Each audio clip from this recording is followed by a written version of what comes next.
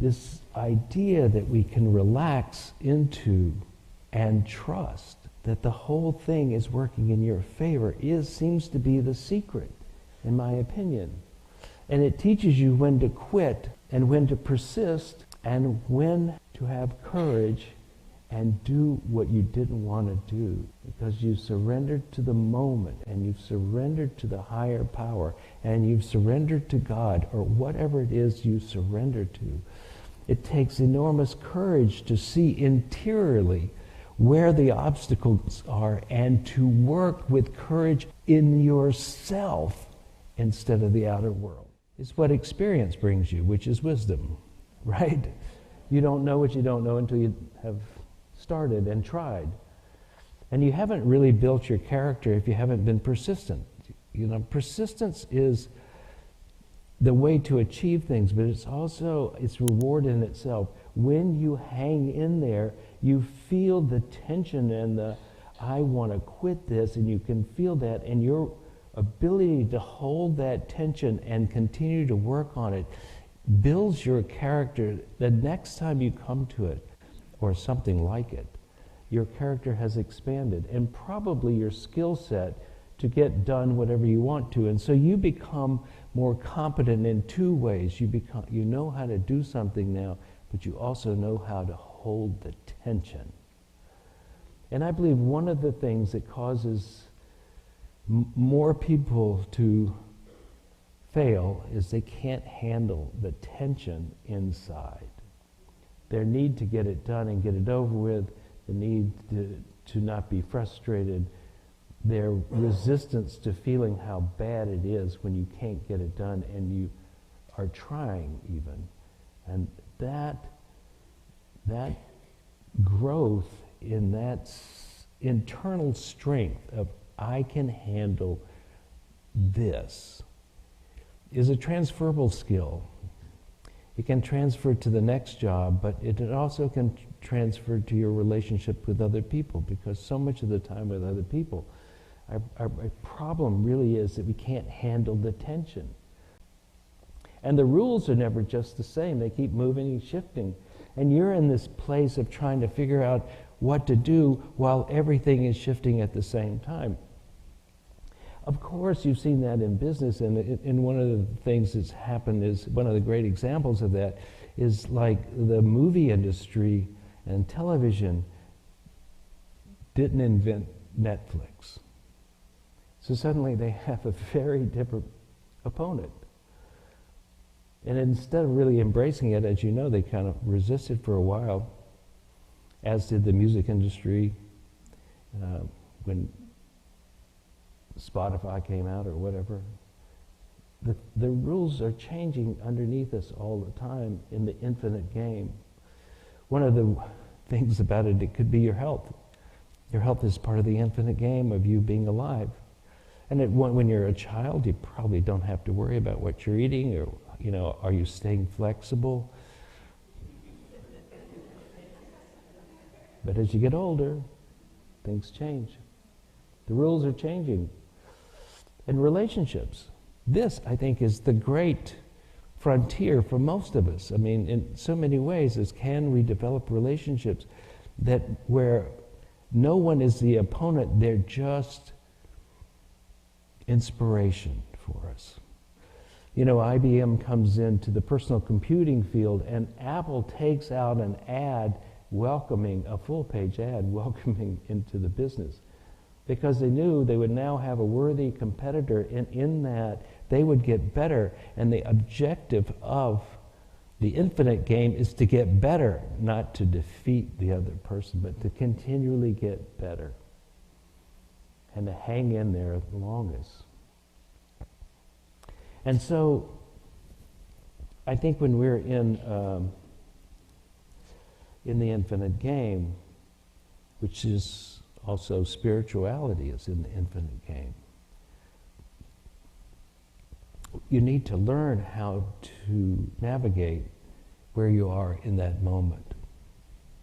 I was having lunch with Michael yesterday, and he says, you know, I wrote a book, or I'm going to teach a class on the steps to yoga, not hatha yoga, but yoga, the big yoga. And he says, I met a lot of people who I think would know that, but they don't know the steps to it. And while you can't, it's not exactly linear, knowing what to do first, I mean, probably your first step is not to go to India and sit in a cave. You know, one needs to prepare for that. And then just know when you have shifted to another state in your development and you're ready for the next thing. And of course, it's not exactly linear. Like I said, you'll be ahead and then you'll come back and need to pick this up and start there. But one of the things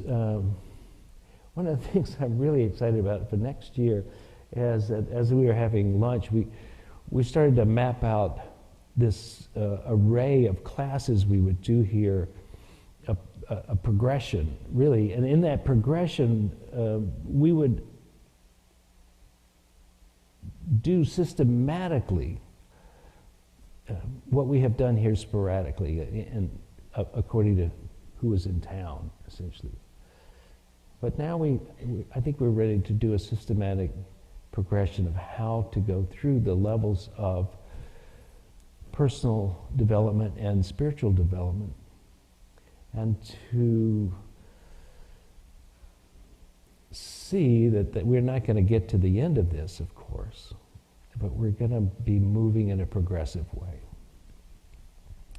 So when it comes to quitting or courage, you need to know which game you're in. Like if you're playing tennis, it's really not wise about halfway through to go, you know, I really wanted to play badminton, right? Or you have to play by the rules. You have to adapt to what is rather than to what you are becoming. And so your persistence is how to face the difficulties that are confined to a finite game. That's where the courage, the persistence comes in. But if you get in the infinite game, it's not so simple. There comes a time in which it might be advantageous to quit what you're doing and move over and do something else. The classic line is, nobody's making buggy whips these days, right? To be a successful business, you need to shift over. You need to move and find what's active in the world today. And so it is with you in your life, with your health and your relationships.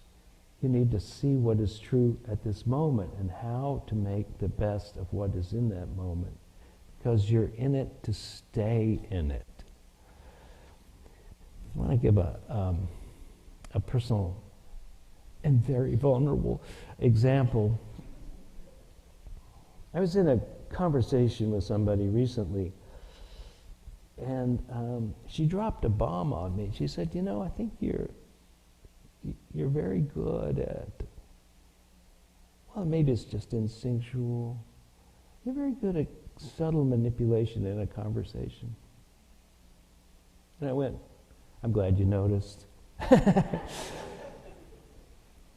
And she said, you know, it might just be instinctual. And I said, no, I'm actually aware of it.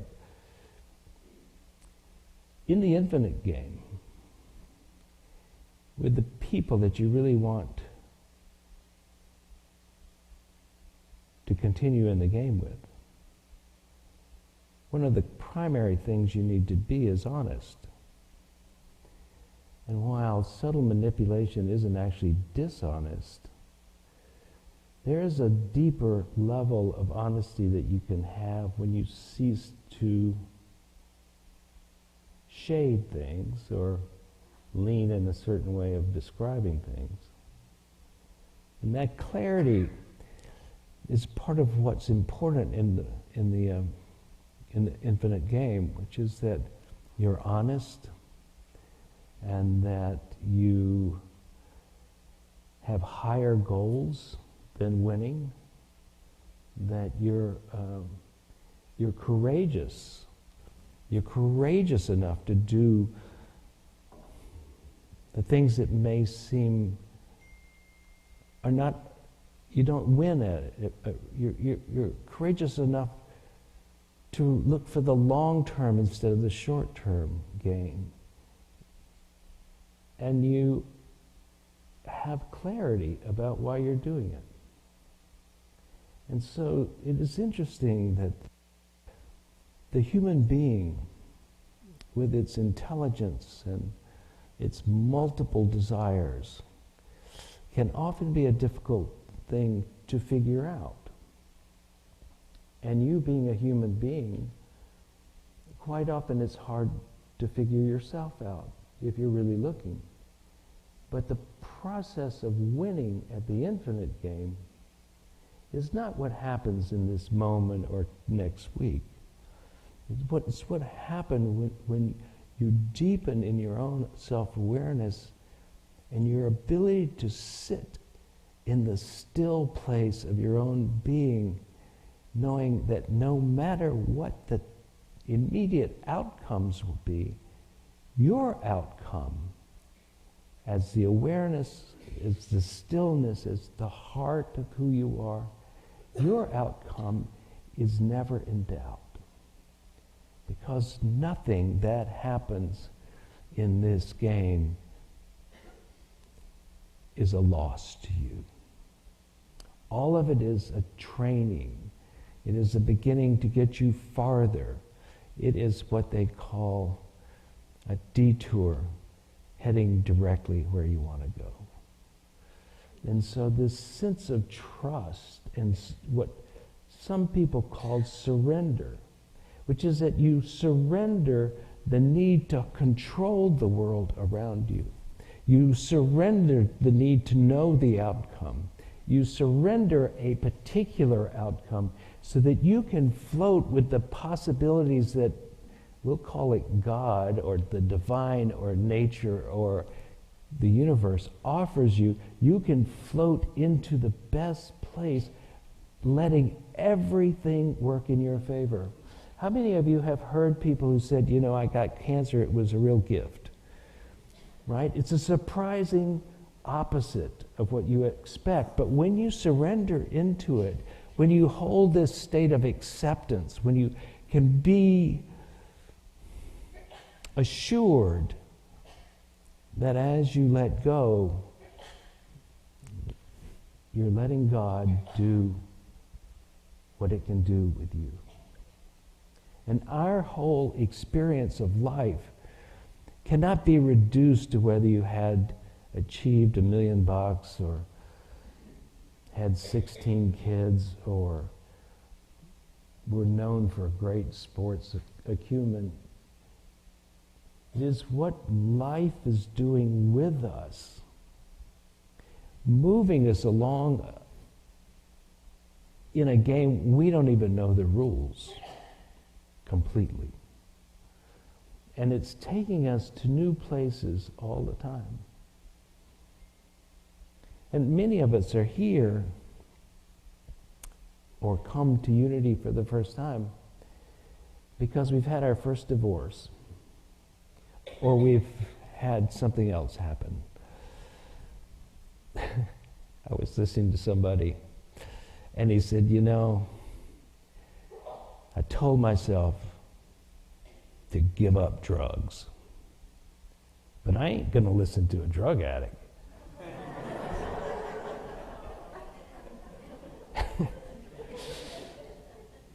The whole thing is moving and shifting. And if we try to control it, we can't do it. You know, it's like teaching a dog to sing. It's not going to happen. You frustrate the dog. This idea that we can relax into and trust that the whole thing is working in your favor seems to be the secret, in my opinion. And it teaches you when to quit and when to persist and when to have courage and do what you didn't want to do. because you've surrendered to the moment, and you've surrendered to the higher power, and you've surrendered to God, or whatever it is you surrender to. It takes enormous courage to see interiorly where the obstacles are and to work with courage in yourself instead of the outer world. To come to mastery of the obstacles of your own being, of your own personality, and let those evolve because you brought courage and a willingness to accept and to improve. Because you don't win at the big game, you get better. So in that big game, you must have persistence, and you must have courage, and you must also know when to shift and go a different direction. But you don't have to do it alone. Ask in prayer, sit in meditation, consult a friend, listen for the little voice inside your head. You'll find a way when you make a decision to trust, to, in essence, surrender, and to live with courage in that surrender. Let us play well. And remember, it's not winning, but getting better that is your objective.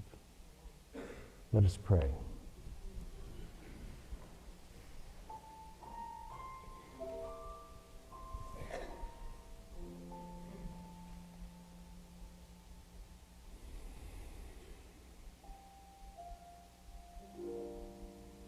There is a meditation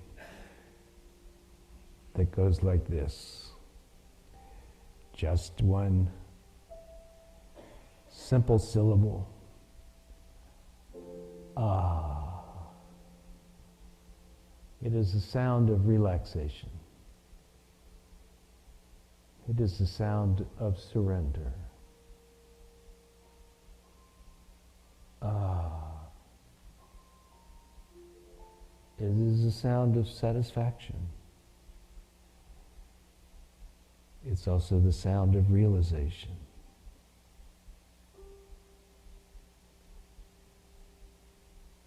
Let us take a deep and internal sigh of ah,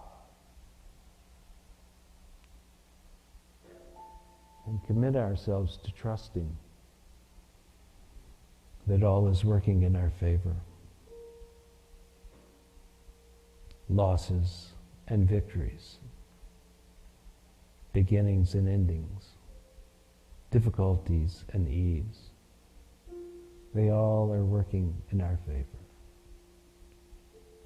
Ah.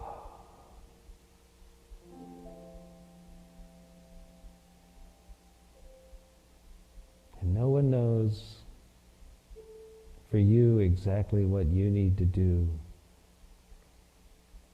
for you, though they may act like it and speak with authority. But it is between you and God, you and the universe, or however you say it. Rest in that. Be courageous in interior self-examination. Move your feet when you need to, and be still and know. Ah. And so it is. Amen. I hope you got something out of today's service. We intend to bring you things that will help you in your life become more of who you want to be, give you the freedom of forgiveness and the hope of expectancy that your life will unfold in a way that brings you joy, happiness, and is a contribution to the world. If you would like to contribute to this ministry, please go to unitytriangle.org, hit the donate button, and it will lead you into an easy way of doing that. We thank you for your attention and look forward to seeing you again here.